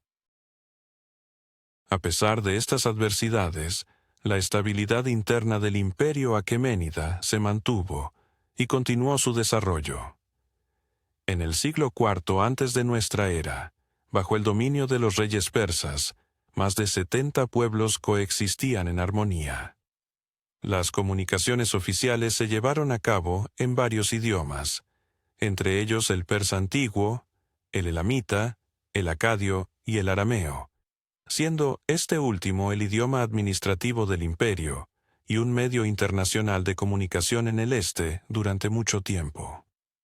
La caída de los aqueménidas ocurriría más tarde, bajo el imperio de Alejandro Magno. Pero mucho antes de eso, la Persia aqueménida estableció estándares de poder imperial, sistemas legales, tolerancia y diversidad cultural que serían considerados modelos en Roma, Bizancio, el Imperio Sasánida y otras grandes civilizaciones. En la segunda mitad del segundo y el primer milenio antes de nuestra era, junto a las grandes potencias del este, dos pueblos desempeñaron un papel crucial en la configuración del paisaje cultural y político del Mediterráneo oriental: los fenicios y los antiguos israelitas. Los fenicios, que habitaban una estrecha franja de costa entre el mar y las montañas del Líbano, no formaron un estado centralizado.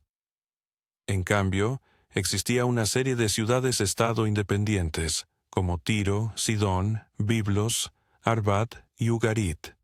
Estos centros, al interactuar activamente entre sí, formaban una especie de Hansa, una unión comercial y política basada en la actividad marítima y la cooperación económica. La economía fenicia giraba en torno al comercio marítimo, la construcción de barcos, la metalurgia y la producción textil. Su fama se vio impulsada por los tintes púrpuras y violetas extraídos de moluscos, que eran altamente valorados en la antigüedad. Desde el siglo VIII antes de nuestra era, los fenicios comenzaron a establecer colonias a lo largo de la costa, desde Chipre hasta el Atlántico. De todas ellas, la más significativa fue Cartago, fundada por colonos de Tiro alrededor del año 814 antes de nuestra era. Cartago rápidamente se convirtió en un centro autónomo de comercio y poder marítimo, con su propia cultura, religión y estructura política, aunque mantuvo vínculos duraderos con su metrópoli. Simultáneamente, en el territorio de Canaán del Sur, se formaban los primeros reinos hebreos. Según la tradición bíblica, tras un periodo de jueces, las tribus israelitas se unieron y establecieron una monarquía bajo el liderazgo de Saúl, David y Salomón.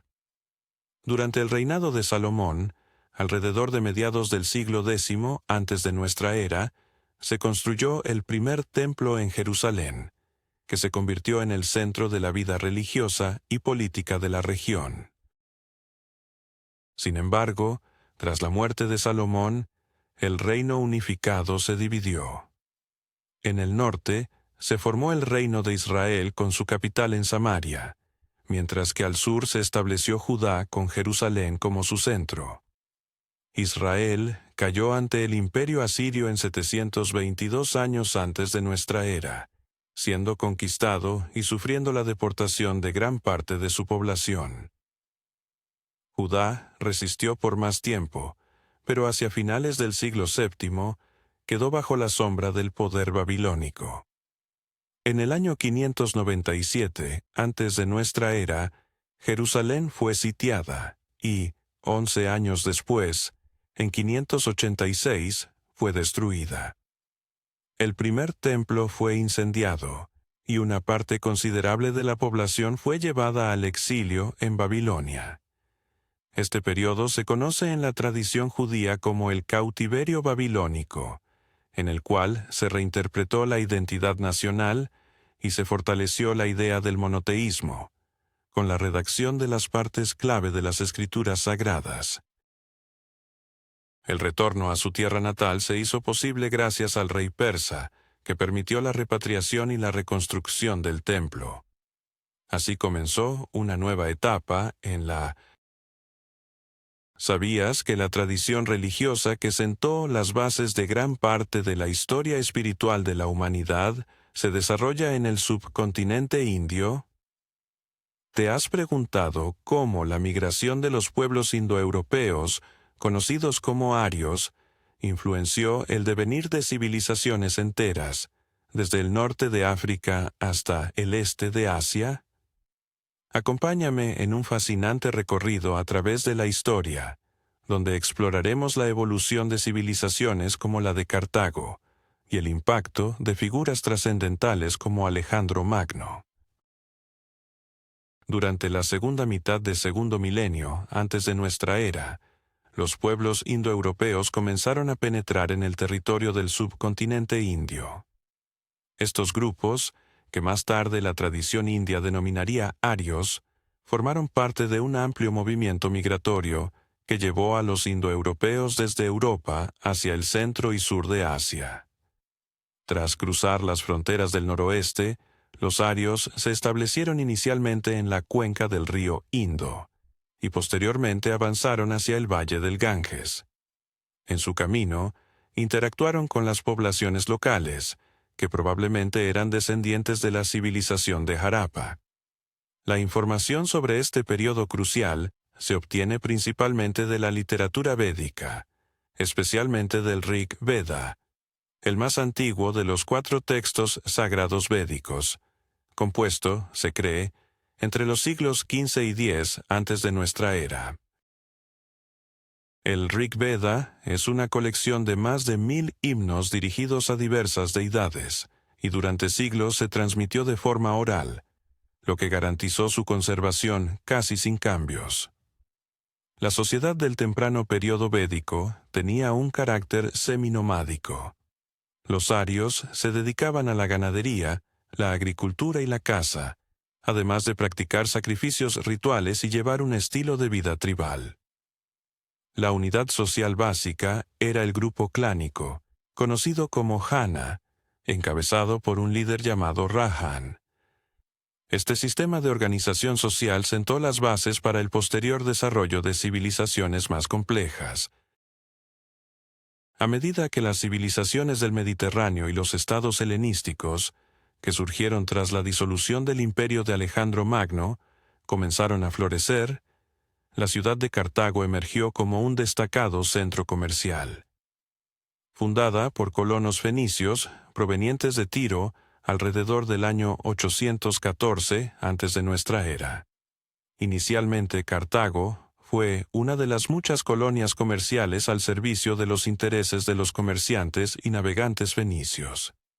Sin embargo, gracias a su posición estratégica en la costa del norte de África y su control de las rutas marítimas entre Oriente y Occidente, la ciudad pronto se liberó de la dependencia de su metrópoli.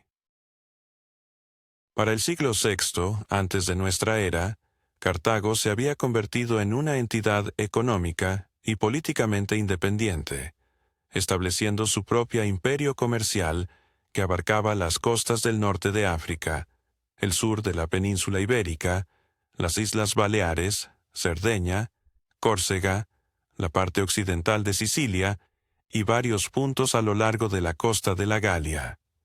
La prosperidad económica de Cartago se basaba en el comercio marítimo, la metalurgia, la artesanía y la agricultura, siendo el desarrollo de la agricultura de regadío en sus alrededores de particular importancia.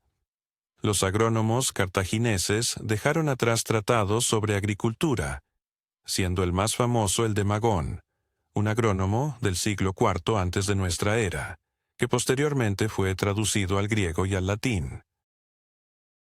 Las conexiones comerciales de Cartago se extendían desde las Islas Británicas y la costa atlántica hasta el Mediterráneo oriental. Con un poderoso ejército naval, sus puertos albergaban cientos de barcos. Una característica distintiva de la construcción naval cartaginesa era la existencia de muelles de varios niveles, que permitían reparar y armar las naves en el menor tiempo posible. La estructura política de Cartago era una forma de república oligárquica. El poder supremo era compartido entre dos magistrados electos, llamados sufetes, que actuaban de manera conjunta. También existía un consejo de ancianos, conocido como gerusía, y una asamblea popular, cuya influencia fue disminuyendo con el tiempo. El gobierno estaba en manos de unas pocas familias adineradas, como los Barcas y los Magón, lo que, si bien mantenía la estabilidad, dificultaba una respuesta ágil ante amenazas externas. La religión cartaginesa preservaba el legado fenicio, teniendo como deidades principales a Baal-Amón y Tanit. Un aspecto controvertido de su práctica religiosa fueron las evidencias sobre sacrificios infantiles. Hallazgos arqueológicos en los Tafet, áreas rituales específicas, han revelado urnas con restos de infantes y animales, lo que llevó a autores antiguos a acusar a los cartagineses de rituales sangrientos. Sin embargo, los investigadores modernos aún debaten si estas prácticas eran rituales regulares o simplemente enterramientos de aquellos que habían muerto de causas naturales. A partir del siglo V antes de nuestra era, Cartago se vio inmersa en una intensa competencia con las ciudades griegas de Sicilia, especialmente con Siracusa. Estos conflictos se extendieron a lo largo de varias generaciones, agotando los recursos de ambas partes. Al mismo tiempo, Cartago se enfrentó a una nueva potencia en ascenso: Roma, lo que desembocó en una serie de guerras púnicas que culminarían en el siglo III, antes de nuestra era, con la destrucción total de la ciudad.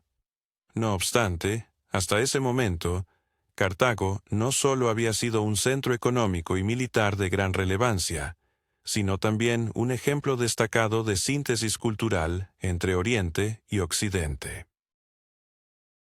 En la parte oriental del Mediterráneo, nuevos estados helenísticos comenzaron a formarse, convirtiéndose en herederos de la breve pero grandiosa imperio de Alejandro Magno. Este conquistador inició su vasta campaña en el año 334 antes de nuestra era, atravesando el Helesponto y derrotando al ejército de Darío III. En el transcurso de 11 años, Alejandro sometió Asia Menor, el Levante, Egipto, Mesopotamia, Irán y una parte de la India, fundando decenas de ciudades, siendo la más famosa Alejandría en Egipto, que eventualmente se convertiría en la capital cultural del mundo helenístico. Tras la muerte de Alejandro en Babilonia, en el año 323 antes de nuestra era, su imperio fue dividido entre sus generales, los diádocos. Esta fragmentación dio lugar a varios estados importantes: el imperio seleucida, que se extendía desde Siria hasta Bactria; Egipto bajo la dinastía de los Ptolomeos; el reino macedonio y estados menores como Pérgamo, Bitinia, Capadocia y el reino greco-bactriano. La era helenística se caracterizó por un intenso intercambio cultural, donde el idioma griego se convirtió en la lengua de la administración y la ciencia, y se fundaron escuelas y gimnasios griegos en las nuevas ciudades del este. Sin embargo, la helenización no eliminó las tradiciones locales. Por el contrario, dio lugar a un sincretismo. En ciudades como Alejandría, Seleucia y Antioquía, se construyeron templos, bibliotecas y teatros, así como escuelas artísticas que combinaban formas helénicas y orientales. Nuevos cultos religiosos, que fusionaban elementos de la teología griega y del Próximo Oriente, emergieron junto con nuevas corrientes filosóficas y esotéricas que reflejaban las búsquedas espirituales de una población multicultural. Así, en el contexto del final de la Edad de Hierro, Cartago y el Oriente helenístico representan dos ejemplos distintos pero complementarios de la civilización posbronce. Por un lado, la República Aristocrática Comercial del Oeste, y por otro, las monarquías multinacionales del Este, ambas sirviendo como vehículos de sincretismo cultural, innovaciones políticas y progreso científico que moldearían el rostro del mundo antiguo.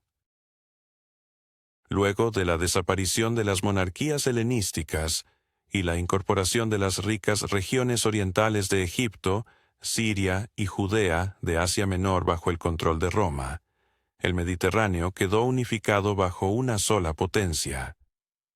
La destrucción de Cartago, la sumisión del Oriente helenístico, así como la victoria de Roma en una serie de guerras civiles que culminaron en el año 31 antes de nuestra era con la batalla de Actium, marcaron un hito fundamental entre la antigüedad clásica y una nueva era.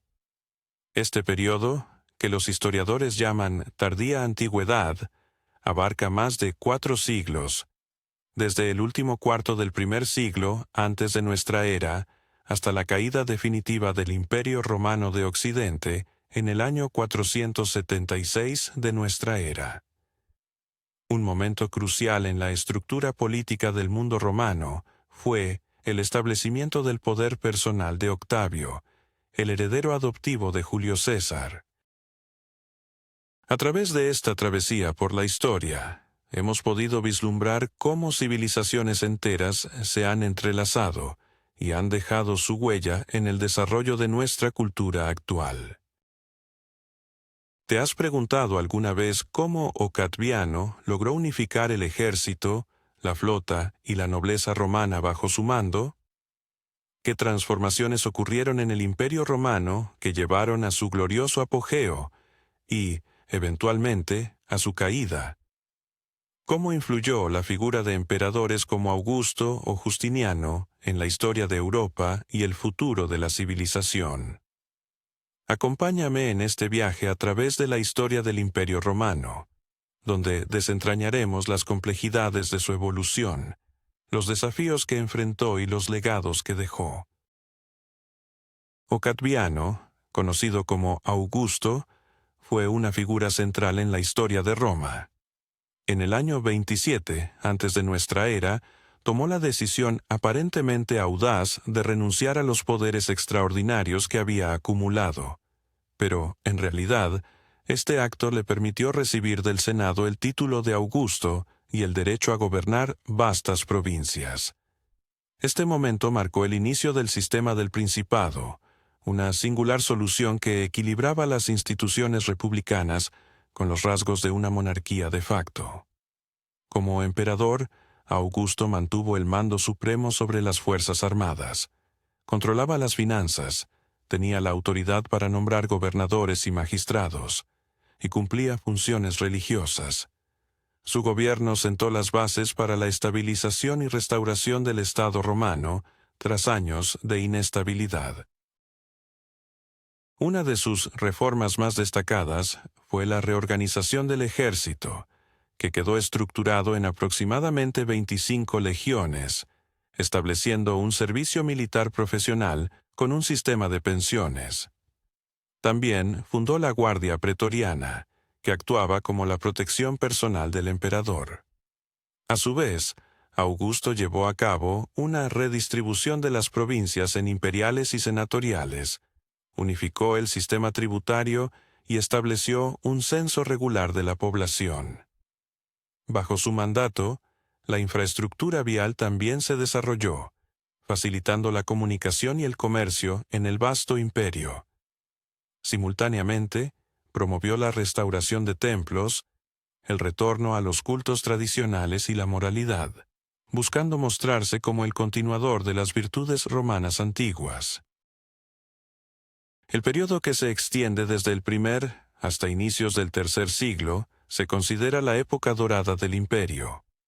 Durante el mandato de emperadores como Tiberio, Claudio, Vespasiano, Trajano, Adriano, Antonino Pío y Marco Aurelio, el territorio romano alcanzó su máxima expansión. En tiempos de Trajano, el imperio se extendía desde Escocia hasta el Golfo Pérsico, y desde el Rin y el Danubio hasta las regiones que por siglos definirían el destino de Europa y Oriente. Sin embargo, tras este aparente esplendor, se ocultaban problemas crecientes. A medida que aumentaba la presión en las fronteras, las contradicciones internas, la desintegración económica y los cambios demográficos comenzaron a debilitar los cimientos del mundo occidental. Este periodo también marcó el inicio de uno de los procesos más trascendentales en la historia de Eurasia: la gran migración de los pueblos. A partir del final del siglo IV, especialmente tras el año 376, cuando enormes grupos de godos cruzaron el Danubio y pidieron asilo en territorio romano, se desencadenó un flujo masivo de migraciones. Inicialmente, los romanos intentaron integrar a estos pueblos recién llegados, otorgándoles el estatus de federados, una especie de aliados con obligaciones específicas, principalmente en términos de servicio militar. Sin embargo, la debilidad de la administración romana, el abuso de poder por parte de los funcionarios y la creciente tensión entre la población local y los nuevos inmigrantes desembocaron en conflictos armados. Un acontecimiento destacado tuvo lugar en el año 378, cuando el ejército romano sufrió una devastadora derrota en la batalla de Adrianópolis a manos de los visigodos liderados por Fritigern. El emperador Valente falleció en combate, y la mitad oriental del ejército fue esencialmente aniquilada. Este evento fue un duro golpe para el prestigio del imperio y evidenció que el sistema militar romano tradicional ya no podía enfrentar los nuevos retos. Los visigodos continuaron su avance a través de los Balcanes y, en el año 410, bajo el mando de Alarico, lograron sitiar Roma, marcando la primera vez en 800 años que la ciudad eterna fue saqueada. Este acontecimiento causó un profundo impacto en todo el mundo romano y se convirtió en un símbolo del colapso del antiguo mundo. Posteriormente, los visigodos se asentaron en lo que hoy es Francia y España, donde establecieron su propio reino. Al mismo tiempo, otros pueblos comenzaron a moverse. Los vándalos, que originalmente habitaban en Europa Central, avanzaron a través de la Galia hacia España, y luego se trasladaron a África del Norte, donde en el año 439 conquistaron Cartago, creando uno de los estados bárbaros más estables. En el año 455 también saquearon Roma, pero esta vez desde el mar. El enemigo más temido de Roma en la mitad del siglo V fueron los hunos, nómadas que llegaron desde el este, posiblemente desde las regiones de Asia Central. Bajo el liderazgo de Atila, formaron una vasta coalición de tribus y realizaron devastadoras incursiones en la Galia, Panonia y los Balcanes. En el año 451, en la batalla de los Campos Cataláunicos, romanos y visigodos lograron detener el avance de los hunos en un esfuerzo conjunto. Aunque Atila falleció poco después y su imperio se desintegró rápidamente, sus campañas dejaron una huella indeleble en la memoria del mundo europeo. Todos estos procesos transcurrían en un contexto de creciente crisis interna. Tras la muerte de Teodosio I en el año 395, el Imperio Romano fue oficialmente dividido en partes oriental y occidental entre sus hijos Arcadio y Honorio. La parte oriental, con su capital en Constantinopla, poseía una estructura administrativa más sólida y una base de recursos más robusta. En contraste, la parte occidental, centrada en Rávena, comenzó a perder el control sobre sus provincias, y el poder imperial se debilitó progresivamente. A mediados del siglo V, los bárbaros dominaban casi todas las antiguas tierras romanas de Occidente. Los visigodos en España y el sur de la Galia, los francos en la Galia del norte, los vándalos en África, y los ostrogodos comenzaban a moverse hacia Italia. El imperio se convertía cada vez más en una construcción simbólica. Los emperadores eran designados y derrocados por generales bárbaros. El último emperador occidental oficialmente reconocido fue Rómulo Augustulo, quien fue depuesto en el año 476 por el líder bárbaro Odoacro. Aunque no hubo un anuncio formal de la disolución del imperio, desde ese momento, la parte occidental dejó de existir como una unidad política independiente. Por otro lado, el Imperio Romano Oriental, conocido más tarde como Bizancio, continuó su existencia durante casi 1000 años más. En Occidente, una nueva era se inició, la temprana Edad Media, donde el mundo de los reinos bárbaros, las misiones cristianas y la lenta recuperación de las estructuras políticas y culturales se desarrolló sobre nuevas bases. Así, la gran migración de los pueblos no fue un acontecimiento catastrófico e instantáneo, sino un proceso complejo y prolongado de transformación, durante el cual se modificaron los mapas étnicos de Europa, se destruyeron las instituciones romanas, pero también se gestaron los primeros indicios de nuevos sistemas políticos y culturales. Los bárbaros, que inicialmente fueron percibidos como destructores, se convirtieron en los fundadores de los futuros estados europeos, y la caída del Imperio Romano Occidental no fue el final, sino el comienzo de una nueva época histórica. Tras la caída del Imperio Romano de Occidente en el año 476, la continuidad política, las tradiciones culturales y la estructura administrativa del mundo romano se mantuvieron en el este. La parte oriental del imperio, que más tarde se conocería como Bizancio, continuó existiendo como un estado independiente con su capital en Constantinopla durante casi 1000 años más. Bizancio se convirtió en el bastión del legado anticuado en un contexto donde los territorios occidentales estaban divididos entre reinos bárbaros. Allí, la idea romana del imperio fue repensada y adaptada a las nuevas realidades, combinando la gobernanza latina, la cultura griega y la espiritualidad cristiana. Uno de los emperadores más notables de esta época fue Justiniano I, quien gobernó desde 527 hasta 565 de nuestra era. Su gobierno se convirtió en la cúspide del esfuerzo bizantino por restaurar la unidad y grandeza romanas. Nacido en una familia campesina modesta, Justiniano, gracias a los esfuerzos de su tío Justín, quien se convirtió en emperador, tuvo acceso a... ¿Te has preguntado cómo un solo emperador, Justiniano, logró reformar el derecho romano y a la vez fortalecer el cristianismo en su imperio? ¿Qué impacto tuvieron sus reformas en la historia de Europa y cómo sentaron las bases de nuestro mundo moderno? En esta fascinante travesía por el pasado, descubriremos el legado de Justiniano y la transición del mundo antiguo hacia una nueva era. Durante su reinado, Justiniano I se enfrentó a numerosos desafíos, incluyendo la amenaza de los vándalos y los ostrogodos. Sin embargo, su astucia y determinación le permitieron lograr importantes victorias en Italia, recuperando temporalmente ciudades clave como Roma, Nápoles y Rávena, así como controlando las regiones del sur de la península ibérica. Aunque estos triunfos fueron efímeros, simbolizaron un intento de restaurar las antiguas fronteras del Imperio Romano, un sueño que Justiniano llevó en su corazón. Pero más allá de los campos de batalla, las reformas internas que emprendió fueron aún más significativas. Una de sus mayores hazañas fue la codificación del derecho romano, un proyecto monumental que tuvo lugar bajo la dirección del jurista Triboniano.